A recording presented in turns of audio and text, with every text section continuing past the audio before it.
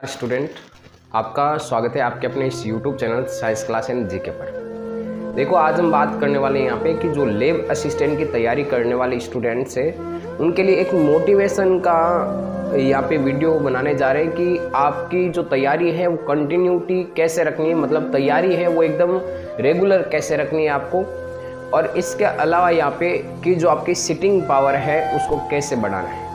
बहुत सारे स्टूडेंट्स ये कमेंट्स करें कि सर हमारा सिटिंग पावर मतलब बैठने की जो क्षमता है वो ज़्यादा नहीं है, कम समय के लिए हम बैठते हैं, वापस उठ जाते हैं, फिर बाहर घूमने के लिए चले जाते हैं। तो ये पढ़ने की जो क्षमता और जो बैठने की क्षमता है ये हमारे अंदर नहीं है। तो इनके ऊपर हम बात करने वाले इस वीडियो के अंदर। देखो, ये पढ़ाई का दौर है, यहाँ पे आपके सामने वैकेंसीज आ गई है। लगभग आपके सामने देखें तो 28 और 29 जून के आसपास आपके एग्ज़ाम होने वाला है।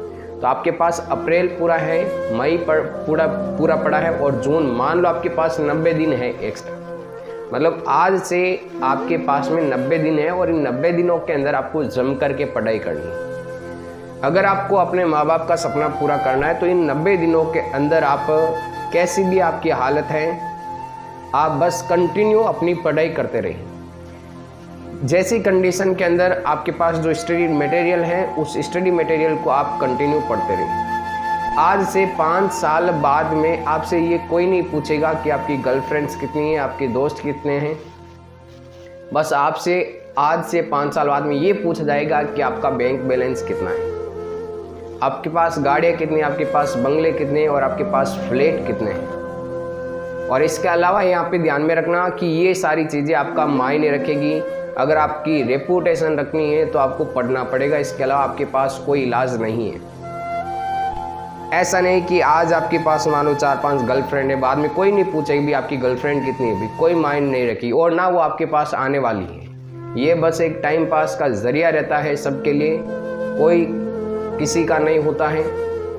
बस आप खुद अपनी पढ़ाई करो और अपने माँ बाप का जो सपना है वो आप पूरा कर सकते हो। आपका खुद का सपना आपके माँ बाप का सपना है कि वो भी आपका सपना देखते हैं कि भाई आपकी भी गवर्नमेंट जॉब लग जाए, तो वो भी आपके खुश होंगे, क्योंकि आपको इतना बड़ा कर दिया है, आपको पढ़ाया लिखाया है, इतना खर्चा लगाया है, और अब वो चाहते हैं कि आपकी एक गवर्नमेंट जॉब लग जाए तो वो भी एकदम खुश हो जाएंगे अपनी ज़िंदगी के अंदर। उनको ऐसा लगेगा कि उनकी खुद की जॉब लग गई। तो बिना फालतू की जो भी चीज़ें हैं आप उनको छोड़ दो, उसमें कुछ नहीं रखा है, बस आप कंटिन्यू पढ़ाई करते रहो।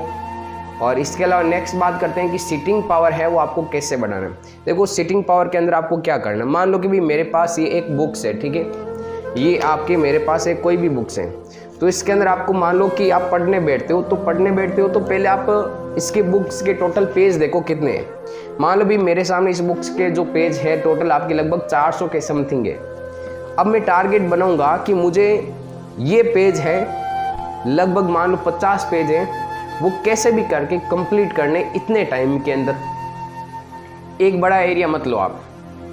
मान लो मेरे पास ये 50 पेज मैंने लिए और मैंने कहा कि अब मैं बैठा हूँ यहाँ पे पढ़ने के लिए, तो ये मैं 50 पेज पूरे करके ही उठूँगा, उससे पहले नहीं उठूँगा। आप टाइमिंग आपके फिक्स मत रखिए, आप बस इतना रखिए कि ये जो 50 पेज मैंने चूज़ किए हैं यहाँ पे, कि ये मैं 50 पेज पढ़ करके ही यहाँ से उठूँगा, उससे पहले आप मत उठिए।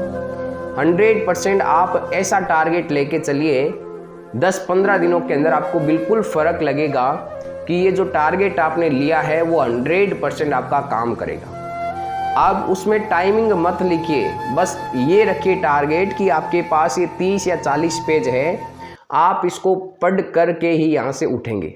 मान लो आप पढ़ने बैठे, यहाँ पे बुक को खोल के ओपन करके बैठ गए, और अब टारगेट रखिए कि ये जो जब तक 30 पेज मैं नहीं पढ़ लेता हूँ यहाँ से मैं उठूँगा नहीं। टाइमिंग मत रखिए। कई बार स्टूडेंट्स क्या करते हैं, भी टाइम रखते हैं कि भाई हमारे सामने ये 30 पेज है और 30 पेज का हम टाइम रखते हैं यहाँ पे 2 घंटे में 30 पेज पढ़ेंगे। अब वो बस टाइम पास करते रहेंगे, लास्ट में जब आधा घंटा बचेगा ना तो ही वो 30 पेज कंटिन्यू फटाफट पढ़ लेंगे। तो आप टाइमिंग ना रखिए, बस ये टारगेट रखिए कि जब तक ये 30 पेज नहीं पढ़ लेता हूँ मैं स्टडी टेबल से नहीं उठूँगा। 100% आप देखना कि भाई 15 दिन के बाद में आपको बिल्कुल इसका असर नज़र आएगा। अगर ये टारगेट लेके चले आप भी, पेज एकदम लिमिट रख लो और ये करो कि आप जब तक ये पढ़ नहीं लोगे तब तक आपको टेबल से नहीं उठना है। तो ये बहुत ही कारगर साबित होगा, आप करके देखना।